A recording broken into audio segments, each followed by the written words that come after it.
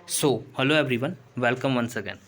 तो आज हम लोगों का जो एसएससी ग्रामर 120 रूल्स का मास्टर सीरीज चल रहा था उसका आज हमारा 10वां दिन है और इसमें हम लोग रूल नंबर 46 से लेकर के अपना रूल 50 तक कंप्लीट कर लेंगे। यानी कि हम लोग जो है अपना हाफ सेंचुरी यहाँ पे 120 रूल्स का ख़त्म कर देंगे। ठीक है, और आज के वीडियो के बाद आपका 70 रूल्स रहेगा, वो सारा रूल्स भी हम लोग जल्दी जल्दी ख़त्म कर लेंगे। अच्छा, ये तो इंग्लिश ग्रामर की बात है।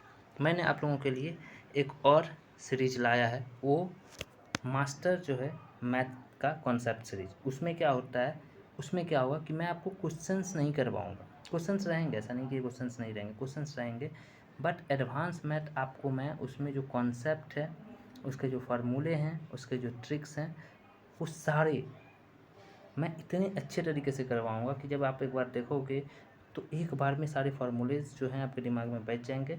बस काम क्या करना है कि वो फार्मूला जैसे ही आपने वीडियो देखा, आपको कॉपी और पेन लिख के उसको लिखना है। ठीक है, 2-3 बार लिखना है और आपको उसी वीडियो में डायरेक्ट क्वेश्चंस जो आए हैं वो सब भी मैंने बताएं कि जैसे मान लीजिए पाई रेडियन से क्वेश्चन आया, इवन मैंने ये बता दिया कि आप इस मॉक में इस वाले क्वेश्चन में जाओ, वहाँ पे आपको सेम क्वेश्चन मिलेंगे, सेम कॉन्सेप्ट के क्वेश्चन मिलेंगे।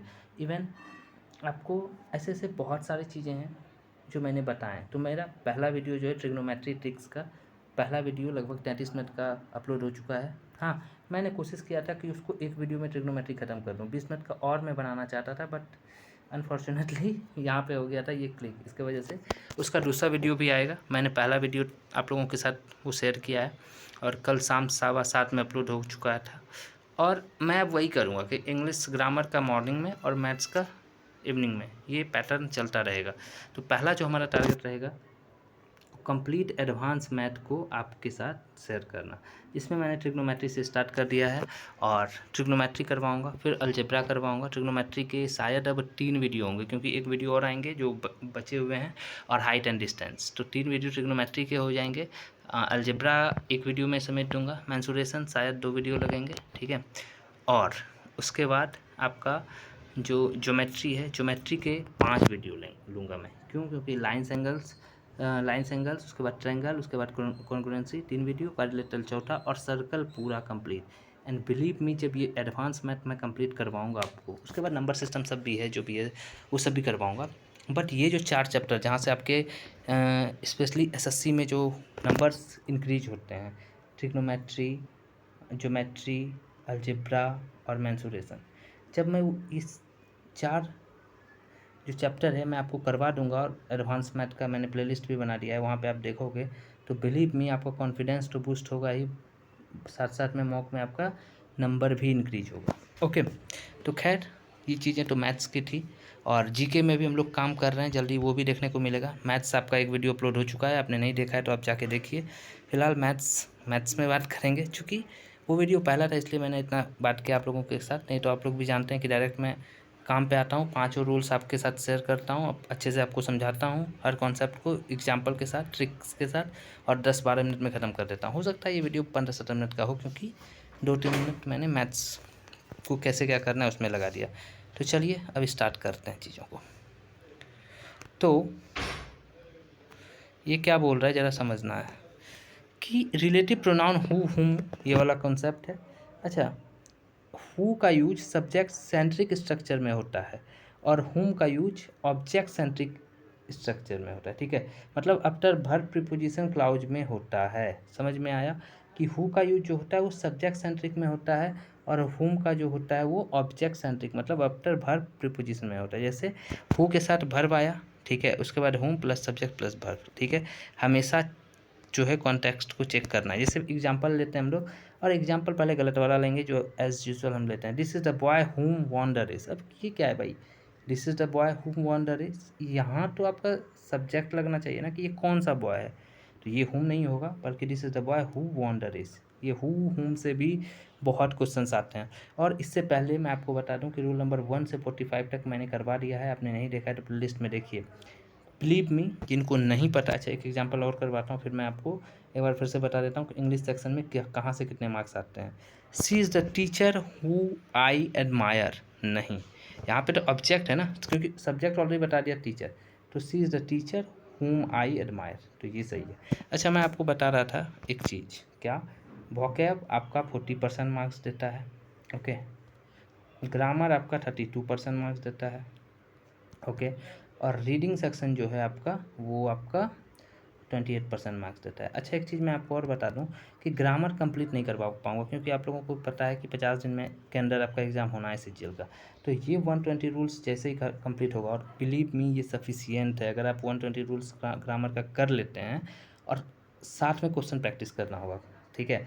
ईरर के आपको क्या कहते हैं उसका फिलर्स हो गया, सेंटेंस इंप्रूवमेंट हो गया, PQRS हो गया, ये सब मिला के टोटल आपको 12 से 1500 क्वेश्चन करने होंगे, 3-3, 400 क्वेश्चन हर एक टॉपिक के करने होंगे। तो बिलीव में ये रूल करने के बाद जब वो क्वेश्चन करोगे तो इजीली आप एग्जाम में 32% नंबर्स ला पाओगे।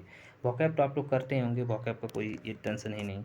उसके बाद जब ये हो जाएगा तो उसके बाद मैं रीडिंग कॉम्प्रीहेंशन खास करके क्लोज टेस्ट और आपका जो रीडिंग कॉम्प्रीहेंशन है उसके मैं कम से कम आपको 30 जो है 30 मतलब वीडियो लाऊंगा और मैं बताऊंगा। जैसे 15 मिनट हमारे पास रहेगा तो कैसे 5 मिनट के अंदर हम वो क्वेश्चंस को सॉल्व कर लेते हैं, कितना इजीली सॉल्व कर लेते हैं, ठीक है।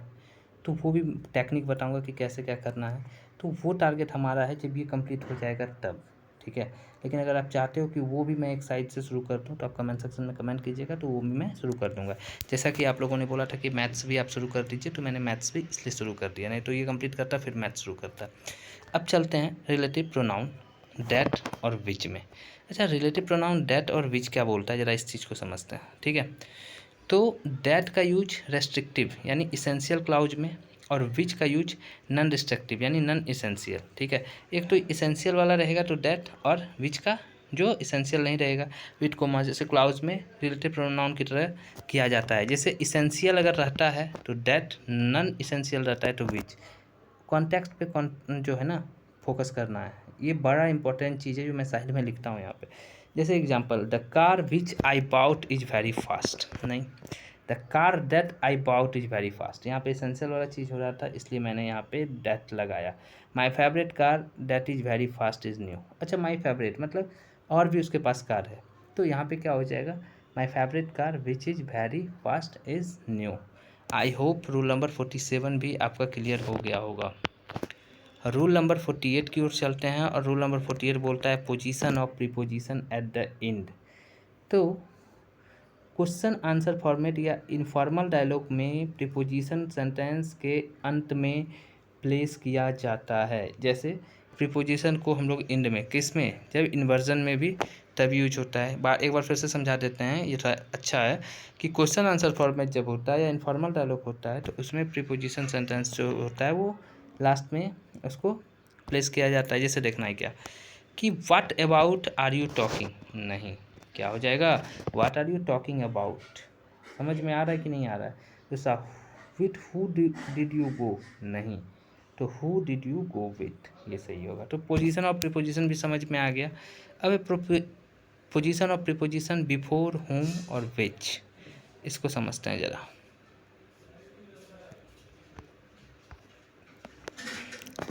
Formal sentence structure focus on whom which। Preposition us relative pronoun से एग्जैक्ट पहले आना चाहिए। प्रीपोजिशन अस जो है वो रिलेटिव प्रोनाउन से एग्जैक्ट पहले आना चाहिए, ठीक है। अब जैसे प्रीपोजिशन प्लस whom और which जो है तब सेंटेंस फॉर्मल होगा जब प्रीपोजिशन के साथ whom और which होगा तब। जैसे the man I gave the book to whom is here, गलत होगा। The man to whom I gave the book is here, क्या मैंने बोला, प्रीपोजिशन के साथ whom या which होगा। तो ये स्ट्रक्चर भी आपको याद रखना है। The man to whom I gave the book is here. दूसरा क्या है, the house he lives in which is very old, नहीं, the house in which he lives is very old. क्या ये चीज़ समझ में नहीं आया। तो रूल नंबर 49 ये था। अब है प्रीपोजिशन डिफरेंस।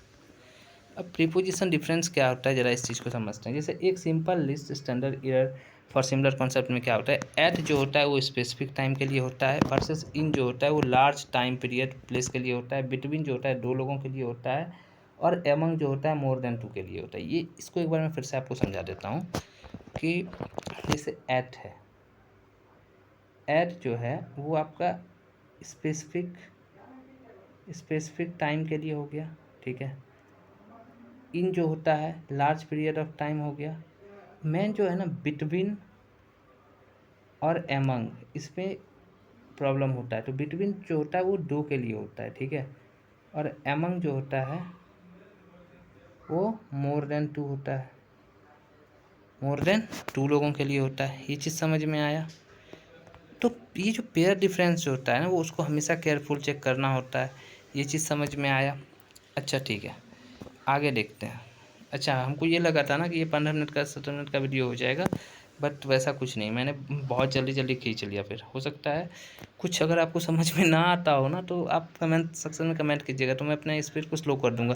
क्योंकि देखो मेरा टारगेट आप लोगों का टाइम बर्बाद करना नहीं है, ना आप लोगों का टाइम बर्बाद करना ना खुद का टाइम बर्बाद करना। मेरा टारगेट ये है कि जो भी चीज़ें हैं, जो ज़रूरी चीज़ें हैं, बस वो बताया जाए और उसको जितना जल्दी हो माइंड में सेव कर लिया जाए। आप बार बार वीडियो देखिए, एक बार में नहीं होता है। तो पर इस सीरीज़ को कंप्लीट करना महा ज़रूरी है। अब देखना है जैसे एसएससी एग्जाम टीम में क्या है कि हुम इज फ्रिक्वेंटली रिपीटेड कॉन्टेक्स्ट को एनालिसिस करें, हिंदी पॉइंट अबाउट हुम और हु और हुम के बारे में। इससे बहुत क्वेश्चन बनते हैं, बात तो सही है। List error often use wrong verb, जैसे पेयर फोकस करना है लिस्ट वाले के साथ, मैंने बताया था इससे पहले, आपने नहीं देखा तो आप देखिए। Grammar error are often simple structure, और प्रैक्टिस प्लस रिविजन से मास्टरी होता है। रिमेंबर क्या करना है, रिमेंबर भाई learn daily, practice daily, improve daily and success daily, जो हमारा थीम है। And believe in yourself, you can do it. तो एक बार फिर से कि success is not final, failure is not fatal, it is the courage to continue that count. तो ये चीज़ें थी, हमने आज अपना हाफ सेंचुरी भी पूरा कर लिया। और रूल नंबर 1 to 50 मैंने कंप्लीट कर लिया। अब बहुत जल्द हम लोग 120 तक भी पहुंच जाएंगे। जितना प्यार आप लोग इस वीडियो के साथ दिखा रहे हैं, इस सीरीज़ के साथ दिखा रहे हैं, बहुत अच्छे अच्छे कमेंट आ रहे हैं। आई होप कि मैंने जो मैथ्स के मास्टर सीरीज़ को शुरू किया है एडवांस मैथ्स से, उसमें भी आप लोग उतना ही प्यार दिखाएंगे। और बिलीव मी, अगस्त तक एडवांस अरिथमेटिक की कहानी पूरा कंप्लीट। अगर उस सीरीज को आप देख लेते हो और क्वेश्चन प्रैक्टिस करते हो तो फिर आपको कहीं से भी लंबे लंबे 10-10 12-12 घंटे के क्लास नहीं करने होंगे। So thank you for watching. जय हिंद।